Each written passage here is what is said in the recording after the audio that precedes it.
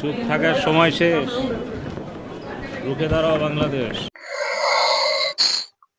চুপ থাকার দিন শেষ, রুখে দাও বাংলাদেশ। পলক বলেছেন এই কথাটি। পলক গত আদালতে সবাইকে আসসালামু আলাইকুম। আমাদের প্রধানমন্ত্রী জননেত্রী শেখ হাসিনার নির্দেশে পল্লবী থানা যুবলীগের সাধারণ সম্পাদক জুয়েল ব্যান্ড ক্যামেরার সামনে মুখ চেপে রাখছিল যে কথা বলা যাবে না, কিন্তু এই আদালতে বলছে চুপ থাকার দিন শেষ, রুখে দেওয়া বাংলাদেশ।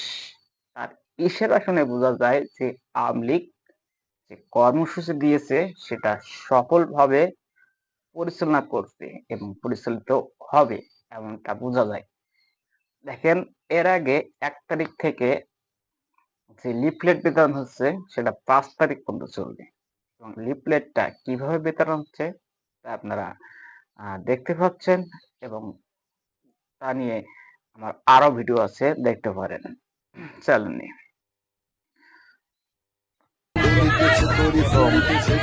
বিভিন্ন জায়গায় আওয়ামী লীগ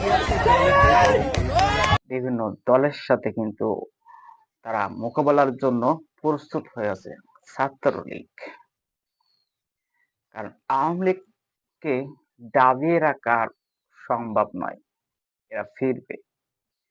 এবং এটা আরো পরিষ্কার করে দিচ্ছে আওয়ামী লীগ বিভিন্ন রেল স্টেশনে এবং মসজিদ চত্বরেও লেখা আসছে যে আওয়ামী লীগ ফিরবে ভয়ঙ্কর রূপে। তো আহ পরবর্তীতে ভিডিওতে আপনাকে দেখানোর চেষ্টা করব যে ভয়ঙ্কর রূপে, কতটা ভয়ঙ্কর রূপে ফিরছে। ততক্ষণ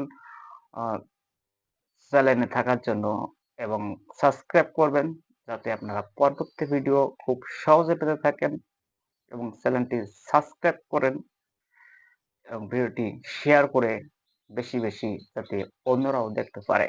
ধন্যবাদ।